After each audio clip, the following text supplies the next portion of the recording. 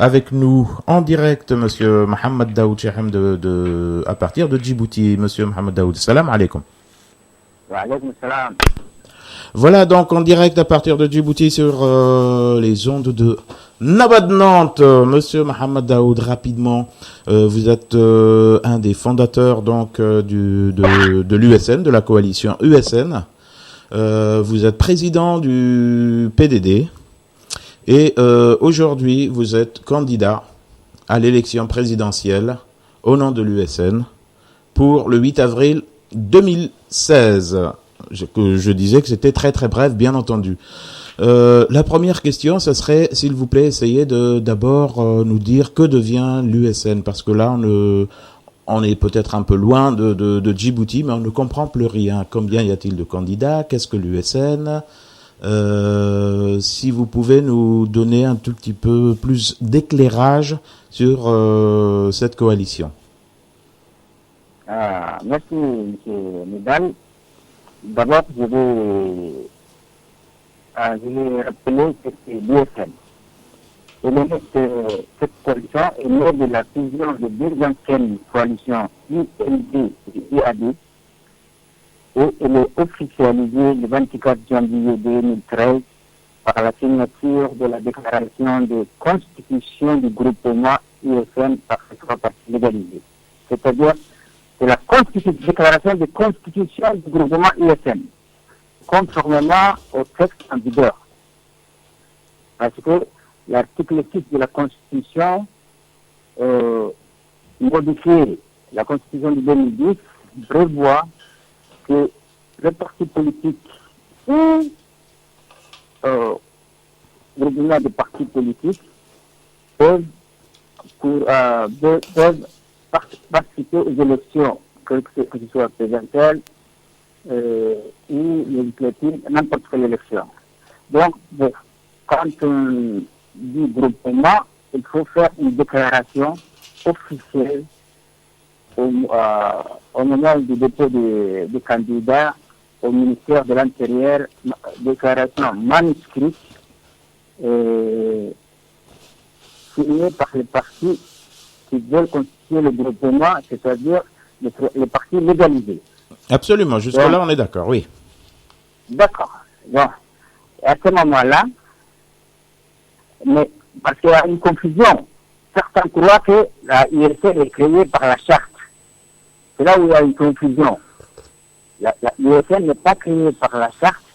La charte a été créée par l'USN. La charte, c'est un document de travail entre les trois partis fondateurs et nos alliés. C'est uniquement ça la charte. Donc, attends, là, si on comprend bien, Monsieur le Président, c'est quelque chose de quand même assez lourd, ce que vous êtes en train de nous dire, c'est que des partis ou des mouvements tels que le Modèle, tels que le MRD, tels que le RAD, ne sont pas fondateurs de l'USN. Comprenons-nous bien. Effectivement. Non, effectivement. Parce que c'est-à-dire, l'USN fondateurs, ce sont les partis signataires de constitution du groupement. C'est pas constitution, c'est-à-dire création du groupement. D'accord. C'est la déclaration conformément au texte. C'est pas n'importe quelle déclaration. Parce que c'est le texte et la loi qui obligent à faire cette déclaration manuscrite. D'accord. Donc là, elle est faite, l'USN existe et l'USN a créé sa charte. Et par la suite, dans cette USN-là, il y a d'autres donc partis et mouvements qui se sont intégrés. Après, oui. Dans le Modèle, dans le PRD, le RAD et le CDU en tout bout de course. Non, CDU avait sa propre liste à ce moment-là. D'accord. Au moment des élections de 2013, le CDU avait sa propre liste. Absolument, absolument. Et vous faites bien de le rappeler. Elle n'était pas concernée par la constitution du groupement USN. Elle n'était pas concernée. D'accord. Mais par la suite... Quand vous faites allusion au Modèle et à MRD... Ainsi qu'au RAD. Non, RAD aussi, c'est quand on était dans la campagne qu'ils nous ont rejoints. D'accord, vous faites bien de me le On préciser. était en pleine campagne quand RAD nous rejoint. D'accord. Par contre, MRD et Modèle, ce sont les gens qui ont facilité, les partis qui ont facilité le rapprochement entre IAD et IND. Parce qu'au début, IAD nous disait non, on ne va pas effacer ce nom, on va garder IAD avec les sigles IAD qu'on va rentrer aux élections. Nous, on disait non, on ne va pas rentrer avec les sigles IAD, mais ni IND ni IND. Donc, laissons IND et IAD, et ce sont les facilitateurs qui nous ont rapprochés, justement. Et c'est avec leur médiation qu'on est arrivé, effectivement. D'accord. Mais très très bien. Vous êtes d'une clarté absolue là-dessus, il n'y a pas de souci. Par contre, par la suite, ce qu'il y a eu, c'est qu'il y a eu une charte. Et dans cette charte-là, que tout le monde a signé. Oui. D'accord. Dans cette charte-là, il y a un article, l'article 13, qui disait explicitement que le Haut Conseil, qui a été créé donc au niveau de l'USN, serait chargé de désigner le futur, le ou la future donc candidat aux élections. À l'élection présidentielle, oui. Voilà. Maintenant, ce qui s'est passé, c'est que on a eu l'impression que le Haut Conseil s'est donc réuni pour a désigné Monsieur Omar Al-Mikhaire, et c'est là où vous avez décidé de ne pas accepter cette décision-là. Est-ce que vous n'apparaissez pas comme celui qui a refusé de signer cette charte-là, d'accepter la charte? Je vais vous éclaircir encore mieux, M. Nidal. S'il vous plaît. Le 6 février, d'abord, on devait faire le choix des candidats en octobre, en novembre. Et bon, nous avions proposé, et chaque fois, il y avait deux partis qui disaient non, c'est pas le moment, on va repousser, on va désigner plus tard. Bon, on a attendu, on a accepté leur proposition, on l'a accepté, on est arrivé en février.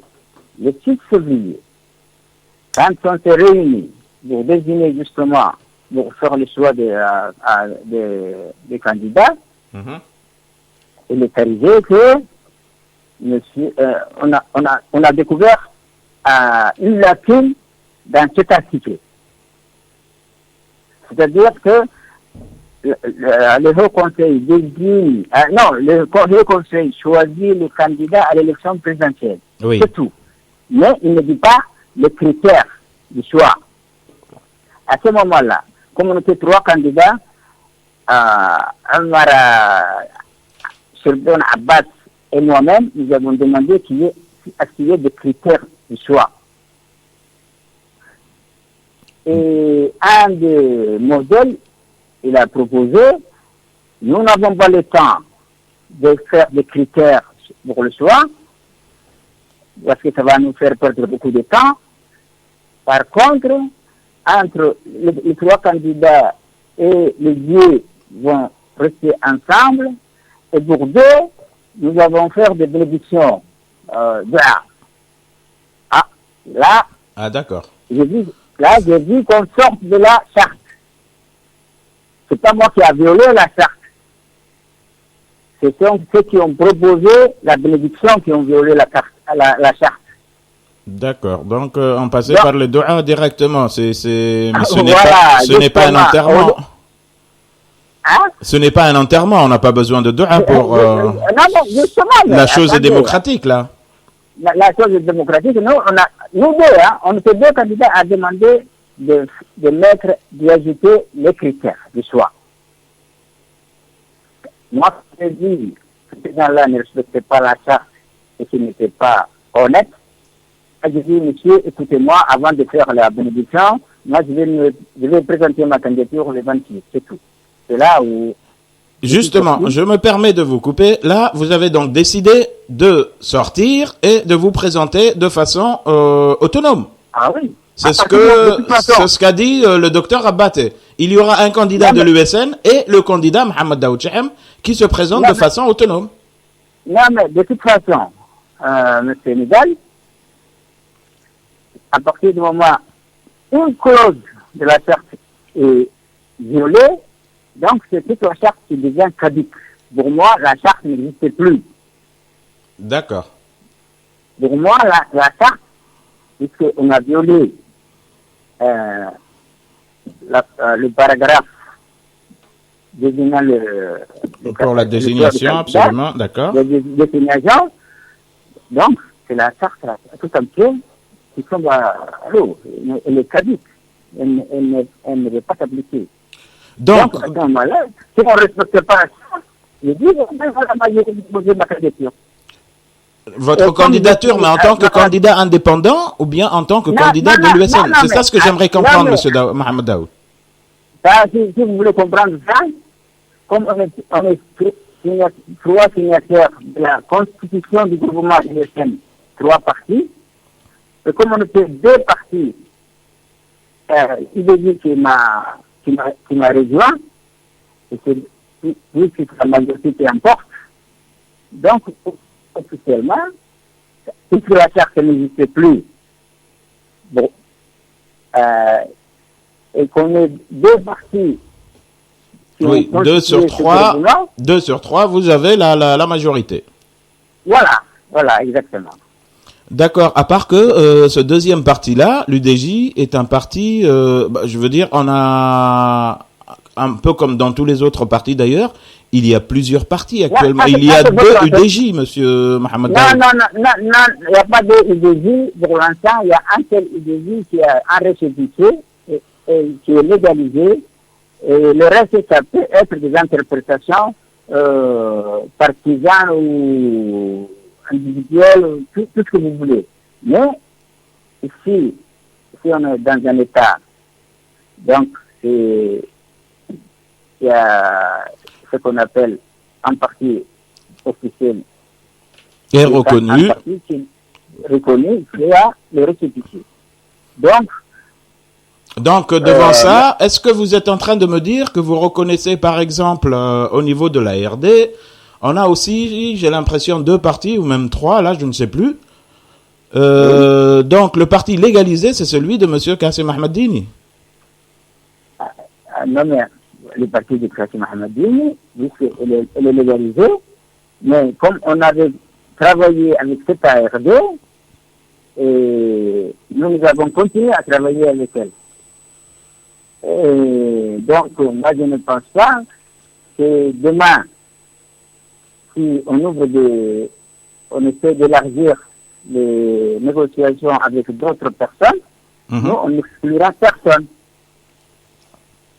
D'accord. Bien. Maintenant, on va commencer, si vous le voulez, aussi la deuxième partie de notre interview, les élections en elles-mêmes, en soi. Monsieur Mohamed Daoud, juste une question rapide avant de commencer, c'est est-ce que vous pensez sincèrement pouvoir gagner?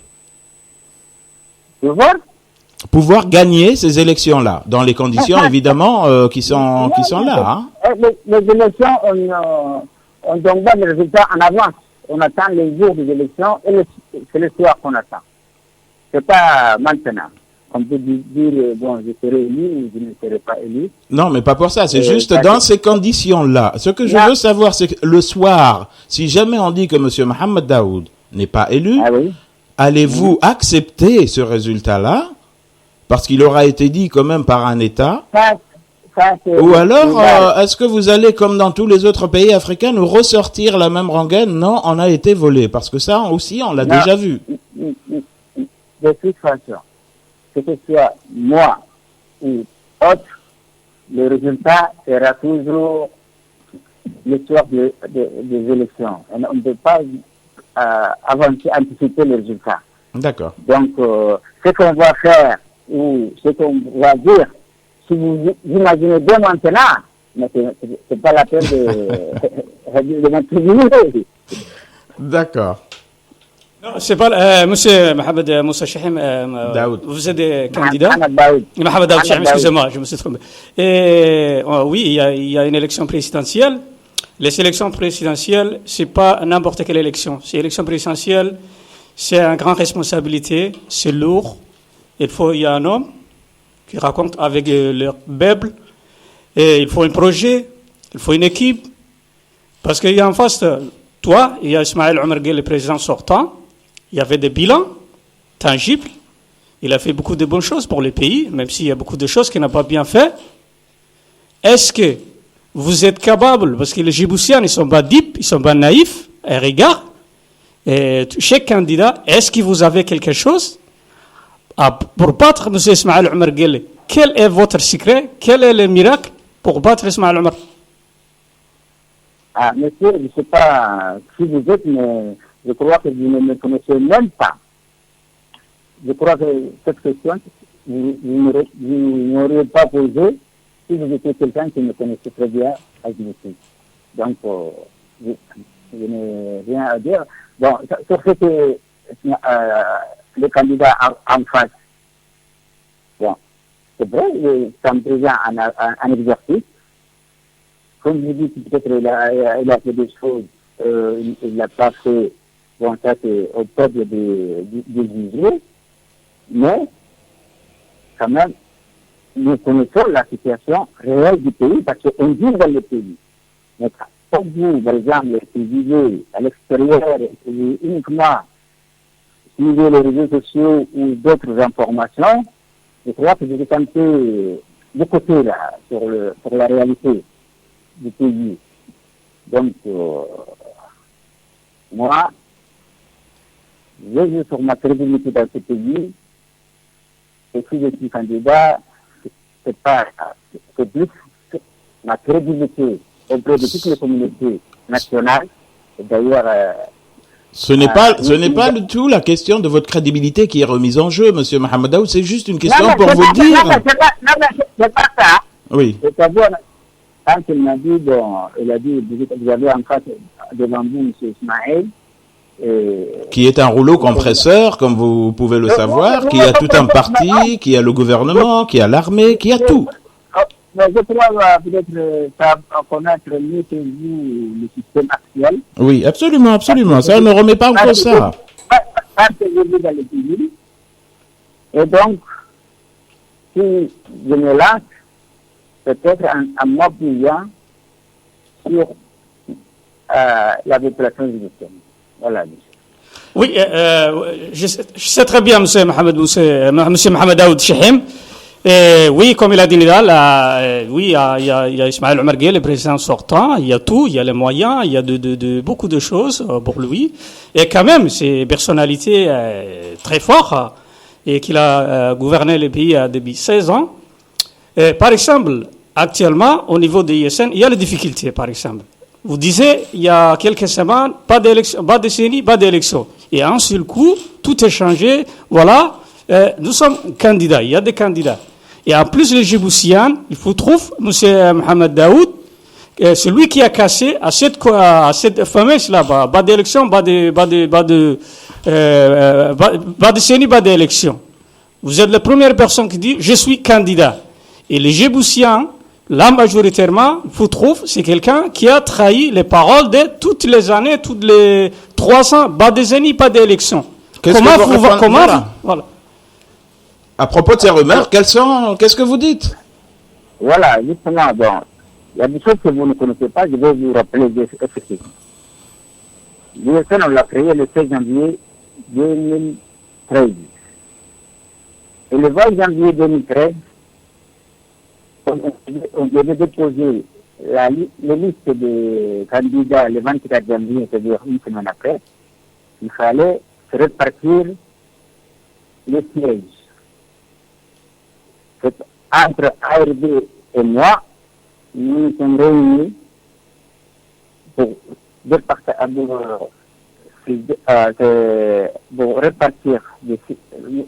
entre nous les sièges.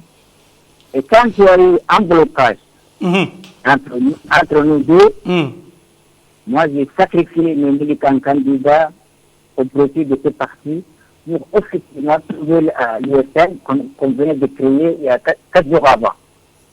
Donc j'étais le sauveur de l'USN. Sinon, si moi je n'avais pas laissé, si je n'avais pas fait ce sacrifice ce jour-là, l'USN n'aurait même pas traversé une semaine. N'aurait même pas existé une semaine. Alors, si je vous comprends bien, il n'y avait que vous... Attends, je vais vous dire ici. Quand vous me traitez de professeur de l'USN, c'est pas moi, c'est ceux qui ont violé la carte. Mais qui a violé cette charte-là, finalement, monsieur Mohamed Daoud? Ceux qui ont proposé de Le droit. Non, monsieur Mohamed Daoud, parce qu'il y avait quelque chose vraiment difficile au niveau de l'ISN. Il y avait le secrétaire général de la ISN, ils l'ont en prison. Parce qu'il y a des problèmes. Il faut avant tout, ISN, c'est la période très difficile pour dire je suis candidat. Il y a un consensus, il faut avoir beaucoup de choses à dire, et voilà. Non, mais est-ce que... Il n'y a pas que le modèle, quand même, qui a cassé l'USN, ce n'est pas possible. Je veux dire, vous êtes 8 partis. En tout cas, non, mais 8 partis, pour moi, c'est toujours... On est 8 partis. Personne n'a soulevé l'application de la charte. Et quand la charte est mise de côté, même si laissez de côté la charte, donc à partir du moment où on met de côté la charte et qu'on propose le débat, pour moi, c'était la charte n'existe plus. Quoi. Est-ce que l'USN existe? Hein? Est-ce que l'USN existe encore? Jamais. L'USN, comme les partis qu'on a comme colonne, tout ça là, pas pour moi, nous sommes, pour les 3 partis, nous sommes 2 partis USN qui ont signé la déclaration de la constitution du gouvernement, donc majoritaire. Oui, mais juste un truc, parce que là, vous nous avez parlé des critères sur les critères. D'abord, commence par présenter. Salam alaikum, Mohamedoud. أيوة عمر دابلي أكل سرو عفرفة كل جحس ومية نهارك فرنسا بتاعك يومي. عمر دابلي. أوي أكل نهارك أكل بس كأشرتي حياتين كيف فنتها أوي يدخل توعدنا 2013 تكيان أما شرتي ما قمت ديابانا لكن يا مكت كوي كريتاري أوي تكوي تحت دور باروها بهدورلو فوح دورتوي تنمو كريتار هاي تتيابتي وعدينا أهم نهار اللي ما حيا بوتيني أوي ألس نمل سلا وعدينا ما حد ديابان ما حد سوليفيا بتاعنا ما حد ديابانا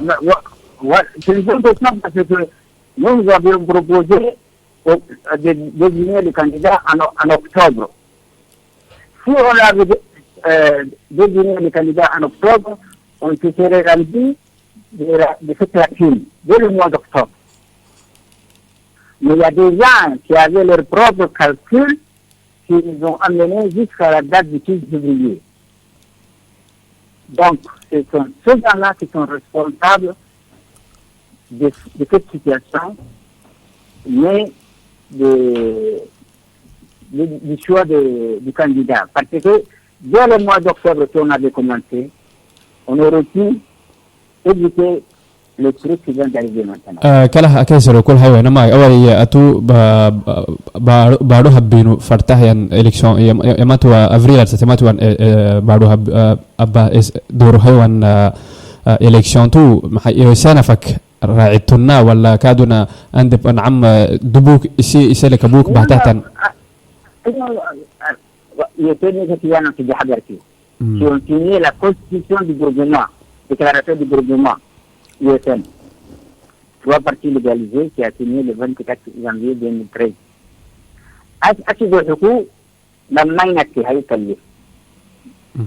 Le deuxième parti me soutient. Donc, on est majoritaire. Donc, ma candidature mais peut-être que candidat USN. Voilà. D'accord. Alors, Monsieur le Président, parce que là l'heure tourne, on a que quelques instants qui nous restent. S'il vous plaît, juste une question rapide comme ça. Vous êtes président. Quelles sont les mesures les plus urgentes que vous allez prendre pour la République de Djibouti? Le programme, vous aurez peut-être d'ici une semaine, ce sera publié. Mais je vous le dis, nous savons quelles sont les mesures à prendre d'urgence à Djibouti, nous vivons dans le pays, et donc il faut attendre pour les mesures qu'on doit prendre la publication du programme. Et deuxième question aussi, très rapidement comme ça, c'est y a-t-il encore une chance de retrouver une candidature unique de l'opposition à Djibouti? Non, mais s'il y a de bonnes volontés des deux côtés, je ne dis pas ça. Je crois qu'aujourd'hui, c'est qu'on tourbillait ça, peut-être tout le monde sait maintenant le modèle. Ils ont fait une déclaration de boycott. Et le président a fait une déclaration de boycott. Et le vice-président, il fait campagne pour... il fait le contraire. On ne sait pas bon, avec qui, à ce moment-là, chercher... L'actuel président, c'est bien M. Ahmed Youssouf qui, lui, a décidé de se... Non, c'est pas Ahmed Youssouf. Ahmed Youssouf, c'est... Le président du modèle. Le président du modèle qui a fait une déclaration. Ah oui, d'accord. Pour le boycott. Oui. C'est un vice-président qui fait le contraire. Qui dit le contraire. Oui, donc, ça, on a remarqué ça. Bon, avec qui parler, justement, pour convaincre, est-ce qu'avec le président qu'il peut parler, est-ce qu'avec le vice-président. En tout cas, nous avons animosité avec personne. On est toujours ouvert pour le dialogue. On a toujours, on ne s'est jamais opposé au dialogue. Et il y a aussi les troisièmes larrons, la fameuse alliance républicaine, Rasim Ahmeddine et Tourtour, qui se sont lancés dans cette alliance-là, eux aussi, pour pouvoir participer. Y a-t-il aussi des contacts avec ces messieurs? Non, pour le moment, il n'y a pas de contact. Et vous ne voyez pas l'intérêt de ce contact-là? Non, justement, c'est bien le contacter. Les disponibles, je dis, pour le dialogue, moi, c'était ouvert pour tout. Donc, pour le dialogue en particulier, celui qui veut discuter. Le message est passé. Et puis, le dernier mot, nous allons vous laisser le dernier mot. Qu'avez-vous à dire à la diaspora? Et qu'avez-vous à dire surtout aux Djiboutiens, aux futurs électeurs, à vos futurs électeurs? Surtout à la diaspora, parce que les électeurs, moi je suis habitué, je peux les contacter sur le terrain. D'accord. Mais à la diaspora, je veux dire ne pas écouter les rumeurs qui viennent d'ici. C'est tout. Il n'est pas autre chose à ajouter. D'accord. En tout cas, nous vous remercions beaucoup d'avoir accepté cette invitation, Monsieur Mohamed Daoud Chehim. Nous vous souhaitons bon vent et on espère vous avoir quand même peut-être avant la date fatidique du 8 avril. Inch'Allah. Merci beaucoup. Merci beaucoup, Monsieur Mohamed Daoud.